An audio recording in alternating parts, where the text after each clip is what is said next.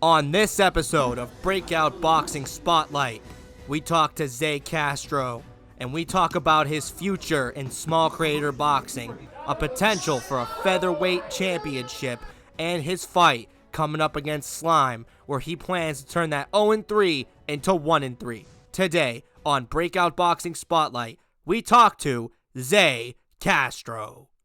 Ladies and gentlemen, it is once again breakout time. Breakout 04. New World Order, July 27th, 2024. We are joined today by Zay Castro, rested boxing superstar, and taking on Slime at Breakout 04 New World Order. Zay, it's good to fucking see you, man. How we doing today? Doing great. It's good to see you too. It's good to see without having to get yelled at because I'm missing meetings or not promoting. Absolutely. So, Zay, I want to ask you a question just straight off the rip. How the fuck did we get here? Okay, you are a character, my friend. You come from the WWE side of the internet, and then you got placed into the Tournament of Power. I knew AJ, I knew Thomas, I did not know you. So, tell me a little bit more about how you like found Breakout and how you got into the space. Um, well, I've been an influencer boxing fan since way back when KSI was beating up Joe Weller. So I got on Twitter last year, really, and I was trying to mix up my feed because I get tired of wrestling stuff, believe it or not. And I seen Rand promoting his fight for 01. I had no clue who it was. All I seen was this man who like he was 40 years old punching a bag. So I was like, what fight, bro? You're definitely not on Misfits. So I scrolled up, I seen Breakout. I know y'all had an opening, y'all were looking for it was either someone to fight Ant or Ivan. And I messaged y'all then, was like, hey, can I get a fight? Never responded to me. But then Jose was about, oh, I'm gonna fight someone, and I completely jokingly responded to this tweet with a meme, and I got scheduled. So yeah, I remember that now. You were scheduled to fight Jose at Get Back Boxing. You were unable to make the fight. I think you got like injured. And then of course you went on and you fought Ant, okay? So you were in the Breakout O2 house. You were around all the fighters. Can you tell a little bit of the audience what that O2 house was like for the people? Because a lot of the people from O1 know that the house was relatively chill. Like people like Lesra, Rand, everybody was meeting each other for the first time. The O2 house was a completely different story. So I feel like you are a perfect segue to talk about maybe some of the stuff that was going on in that house. You know what I mean? Some crazy stories from that week because the press conference happened there, everything. Uh, I think the nicest way I could start this off is, a lot of people are traveling for the first time. Some people are forgetful people. Some people forget to bring certain items, do certain things, change certain pieces of clothing. I can look past all of that for the most part. But the vibes of the house are definitely chaotic. For me, I think y'all could tell I'm kind of a quiet person when I'm not really being spoken to. So with O2 house, it was very weird for me to be around all these different people. It's not really my style. Also, having to share a house with your opponent it's different. I can say that, sleeping roughly 20 feet from the person you got to fight is a different experience in itself. Yeah, and you and Ant had a very interesting experience too, where you were throwing fucking food at him during the fucking face to face. He was definitely heated, so we had to like keep you guys separated in the house.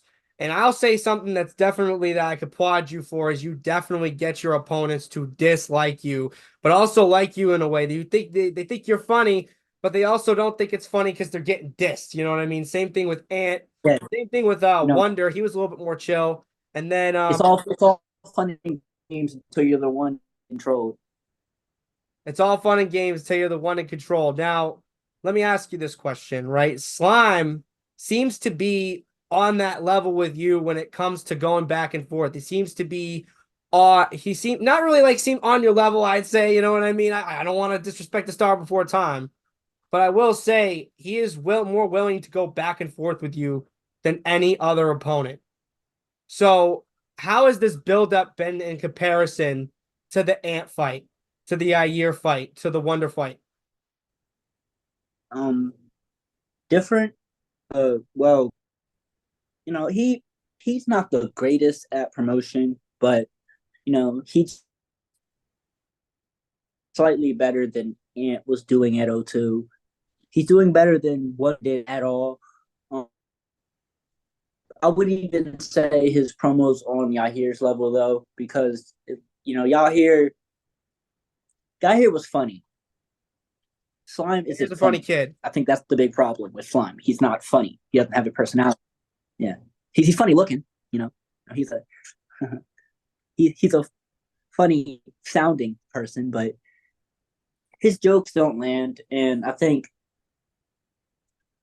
I'm a bit more irritated this build up because I want someone who can actually talk their shit and not be on here talking about some what the Sigma, what in the brain rot.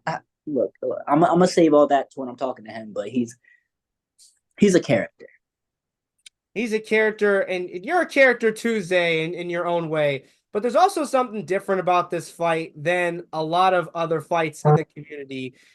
I don't want to put it out there, but you have lost 3 times in this community. So this is going to be a penultimate fight for you. This is either going to be the fight where you ultimately win or the one where you crash and burn. And personally, I believe with either way, you have found your place in this community. And I think that I do believe in any way or shape or form, win or lose, this will be your time.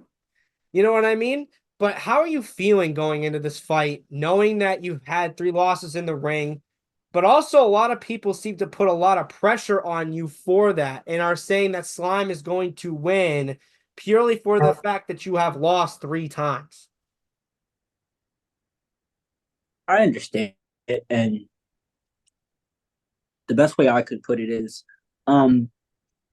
losing 3 times is highly unfortunate for any fighter. And it does affect you in the ring. When I'm training, I'm trying to, get moving. It's that sense of what you're doing it for.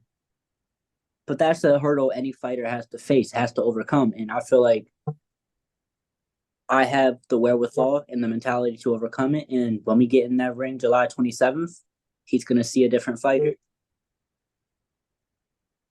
I think so too. And I can actually pick up on things like that too. Like from your first fight, you seem to be a little bit hesitant to engage with Ant. When it comes to the fight with Yair, you could see, even with getting hit with shots, even with Yair, see him to be spending a little bit more time in the boxing gym. You were in there, you were being more aggressive, you were participating more in the spar days. You know what I mean? You wanted to get work with a lot of people in the house. You know what I mean? So there's definitely a progression there. If you had to say one thing to the audience right now about your fight, what would it be? What would it to be to look out for? Is it going to be a dominant win? Is it going to be a glorious win? Is it going to be an aha in your face moment? Maybe it's a little bit of all of it. Maybe it's none of it. No, I want them to enjoy the ride. It's been a crazy ride to get here. Just enjoy the ride, enjoy the fight, and revel in my glorious purpose after I squash this bug. Well, you're here to squash bugs. You're here to take care of business. And obviously, we're going into this next question, considering that you do win. Zay Castro, after 3 losses, finally gets his win over Slime Mentley. What is next? Because aside from this, you have been locked into this whole tournament atmosphere. You weren't necessarily in like the losers bracket for the tournament, and that wasn't necessarily what it ended up being. But obviously, your first fight in the scene was within a tournament. Of course, you were going to be set up to fight the loser of another fight in the tournament. Then they were unable to make the fight. It happened. You fought Yair. You know what I mean? And people also forget that Wonder fight in between. But what is next after that? Is there any names out there that we've seen you talk trash to a lot of people in the scene? Is there anyone that you want in the ring after Slime? Just in general, just thoughts right now. It doesn't have to be very specific.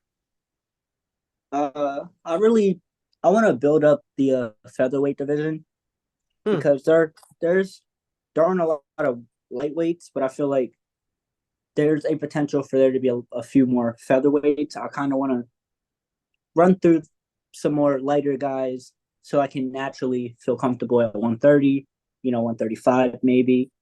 But to put a name to it, ideally, maybe 6, 7 months from now, I would like to fight James or Thomas. Ooh, Thomas. You want to fight Tom? Thomas is a close friend of yours. You still are down to get in the ring with him? I feel like there's unfinished business there. You Ooh. mentioned the tournament format. Um, you know, like it or not, we were the two guys who lost, and that fight still remains in the open, in my opinion. Hmm. We have linear trajectories. I think we both going to get our first win on the same night. Just it makes sense for us to clash at some point. That's an interesting thought because I feel like a lot of people thought that that fight was off the table. Absolutely. But you say something interesting about a featherweight division. Lesnar's always looking to book the biggest fights. He is the matchmaker of this scene. If you're going to Lesnar right now, who are some names that you're telling him to throw into like a featherweight division? To let's say like it's a breakout like 7. You know what I mean? We want some new kick-ass featherweights. Who do you think would be good options for that division? You know, slightly, self-absorbed. I would like the maybe Slime, Saiyan Omega, Hanez, and just some random guy on Twitter get an opportunity, and the winner of that little mini tournament fights me for a lightweight title, not lightweight, featherweight title. Kind of the Listen, Zay OG featherweight. Castro, you were the Or throw me in title. there. You were the title would be fucking insane, man. That you just You I can don't throw even me know in that the featherweight shit tournament you'd too. say.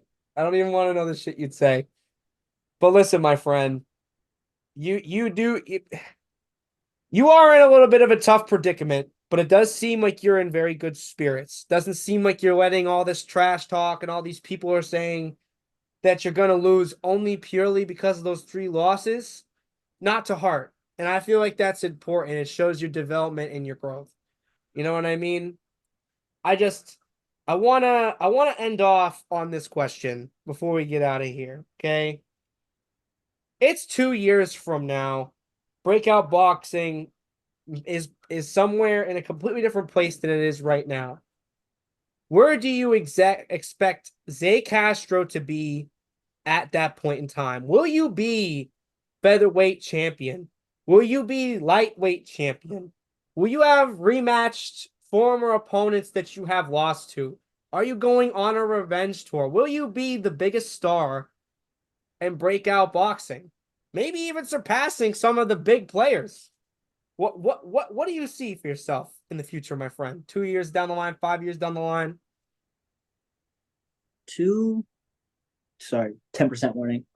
Two years down the line, I'll probably still see me fighting.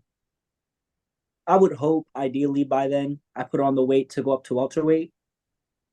You Hmm. know, fight Wonder on a bit more even terms. Okay. Once I get some more skill. But looking further than that, 5 years maybe. You know, everybody wants that phone call from James Taylor. I say I don't, but you feel me. I'm also not gonna decline the call. You feel me? Yeah. So 5 years, maybe maybe NNA Productions, Spartan Day, something like that.